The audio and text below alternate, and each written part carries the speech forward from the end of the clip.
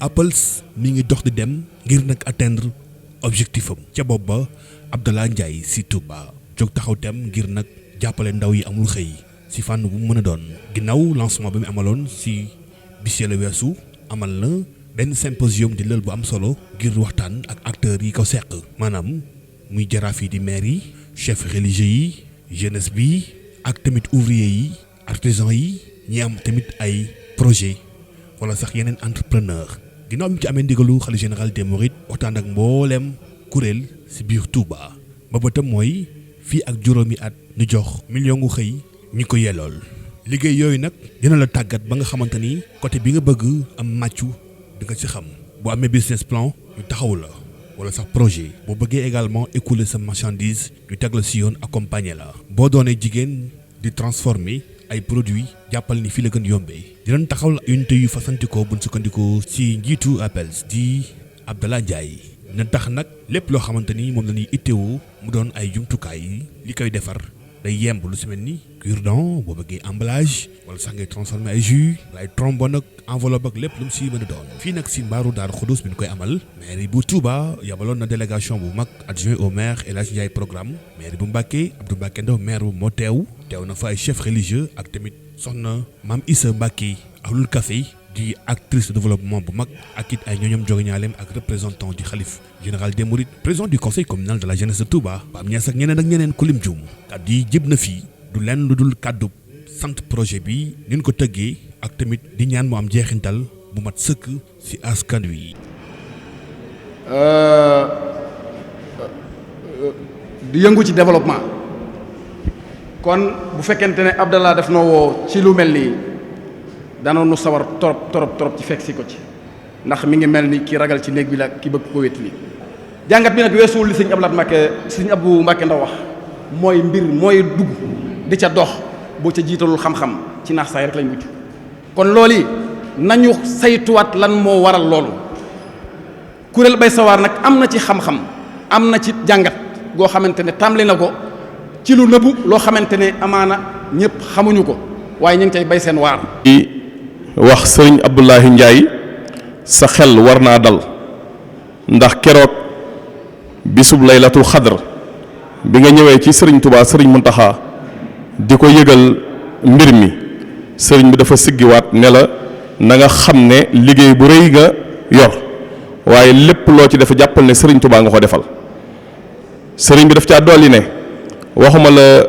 Sénégal liggéey bii nga bëgg a tàmbali waxuma la Sénégal waaye ci dëkk bu sell bii lu fa waay def rek nga xam ne sëriñ bi nga ko defal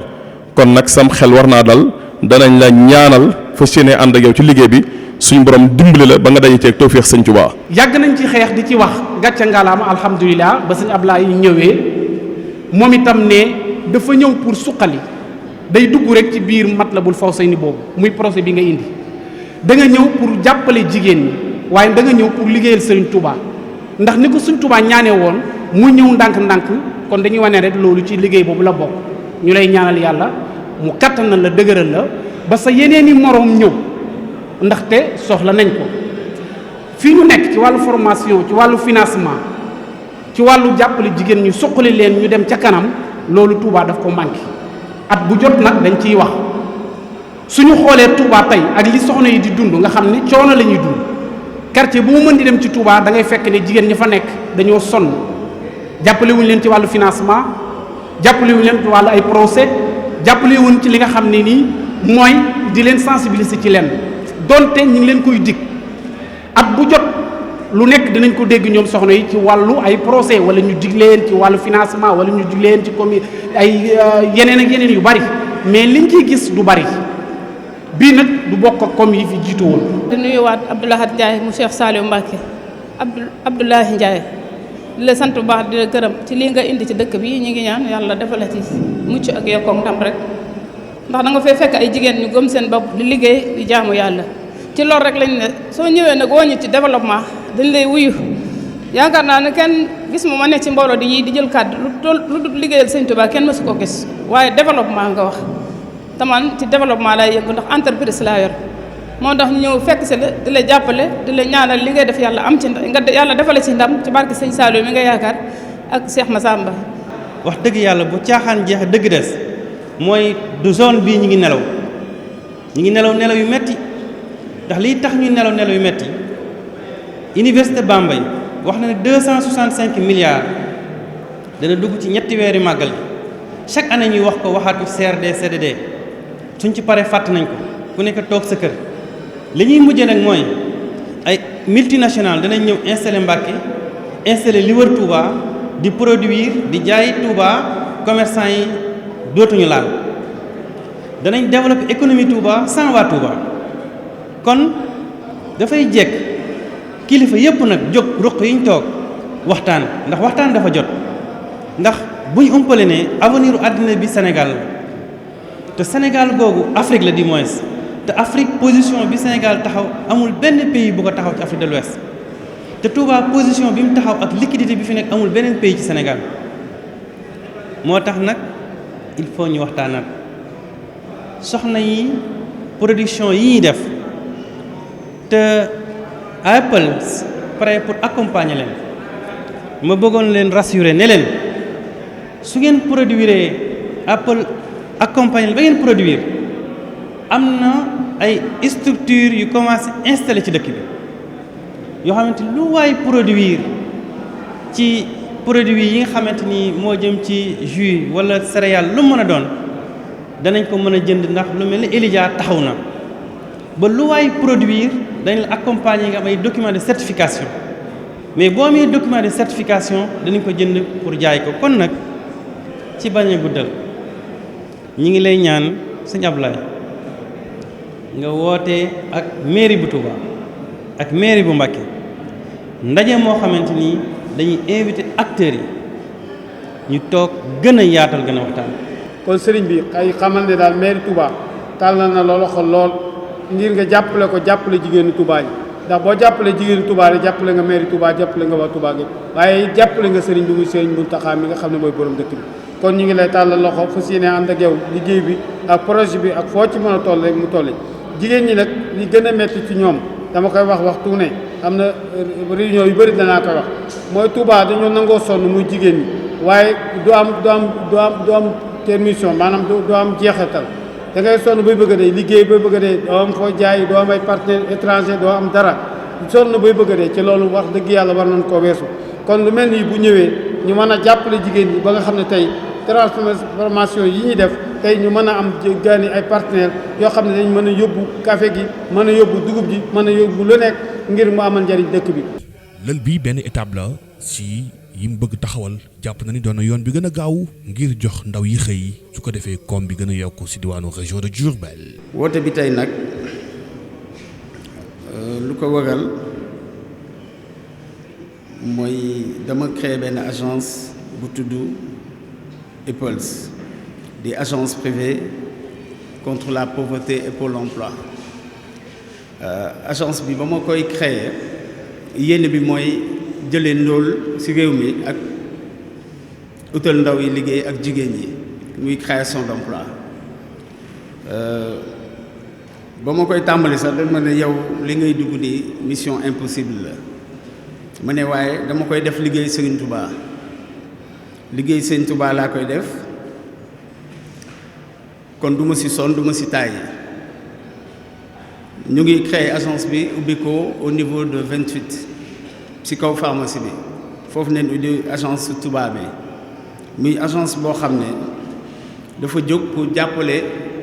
képp ku soxla liggéey walla képp ku soxla ñu jàppale ko muy femme yi ci transformation ak ci formation ak ci business plan de projet ak ci distribution et commercialisation de leurs produits agence bi looloo ko tax a jóg ndaw yi nag ku ci amul formation boo ñëwee mën na la accompagner teg la ci yoonu formation utal la liggéey walla jàppale la pour say projet business plan walla ban orientation nga bëgg a def léegi agence bi ñëwul noonu kese loxo neen dafa ñëw ak benn projet bu tudd projet Xidma. Projet Xidma c'est un projet boo xam ne création d'un système productif local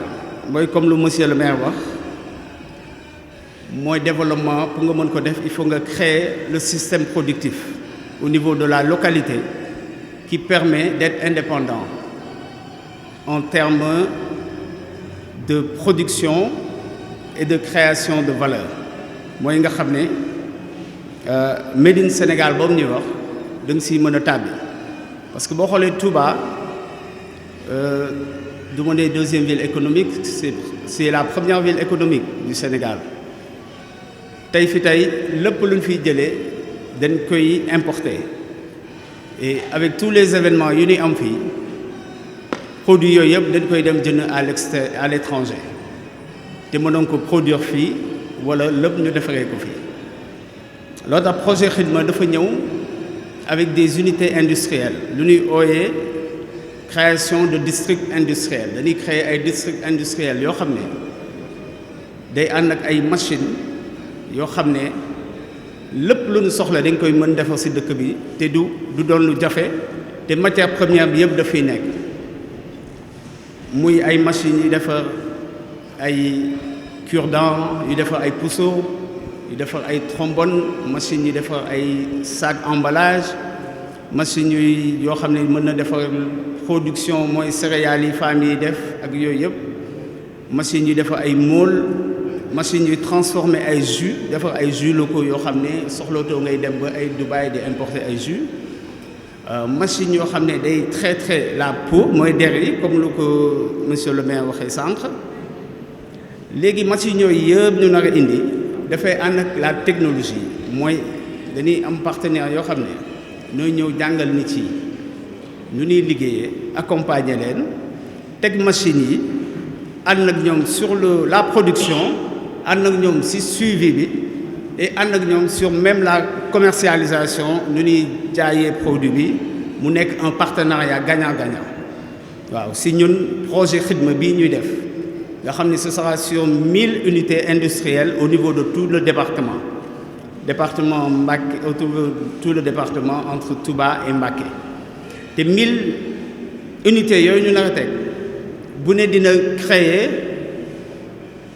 1000 unités yi dina créer au moins 30 000 emplois directs 30 000 emplois directs yoo xam ne de suite da nga koy mën a am sur le département sans compter indirect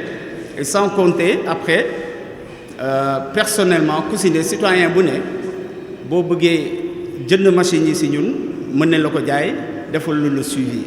nga xam ne dina mën créer de la valeur créer la richesse waaw te loolu buñ ko defee au niveau de tous les 45 départements on se retrouve vite fait à 1 200 000 emplois directs département bu ne bu ñu fa defee 1000 unités dinañ mën a am lu ëpp 1 million d'emplois boo xam ne day ànd ak formation la technologie ba pare mu doon lu concret loo xam ne ce sera du Made in Sénégal ndax boo gisee yeneen dëkk yi Chine ay Inde ak yooyu ñu développé woo et dañu créer seen système de productif créer lu naan des industries familiales yoo xam ne day jege sa kër wala yooyu nga xam ne yaay produire yaay jaayal sa bopp seen valeur boobu yëpp ngeen loo xam ne soxlootul génn parce que bu ñu toogoon tey par exemple ñu tëj port yi wala ñu tëj aéroport yi bu boobaa dootul mën a importer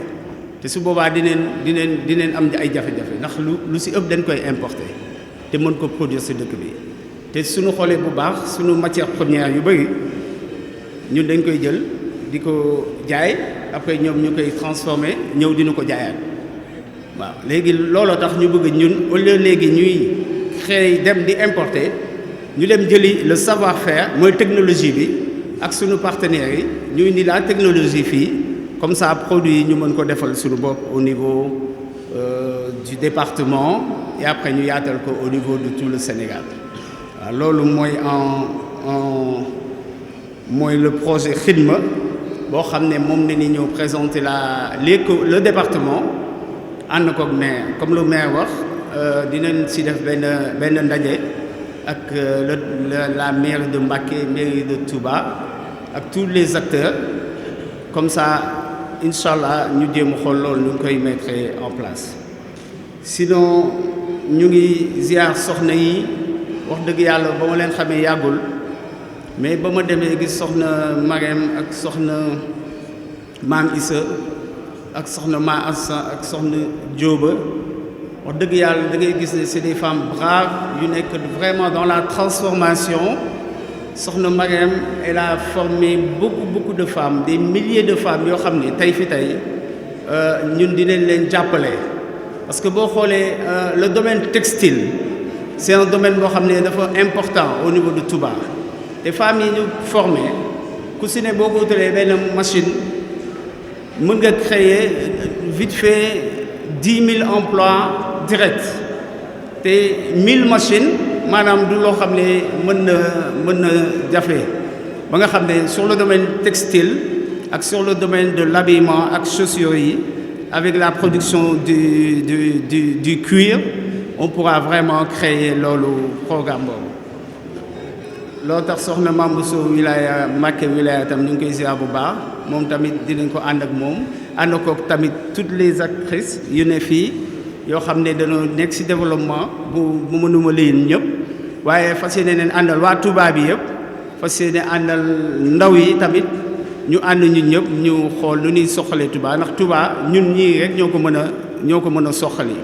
lël bi benn étape la si yi mu bëgg taxawal jàpp na ni doon na yoon bi gën a gaaw ngir jox ndaw yi xëy su ko defee koom bi gën a yokk si diwaanu région de Diourbel.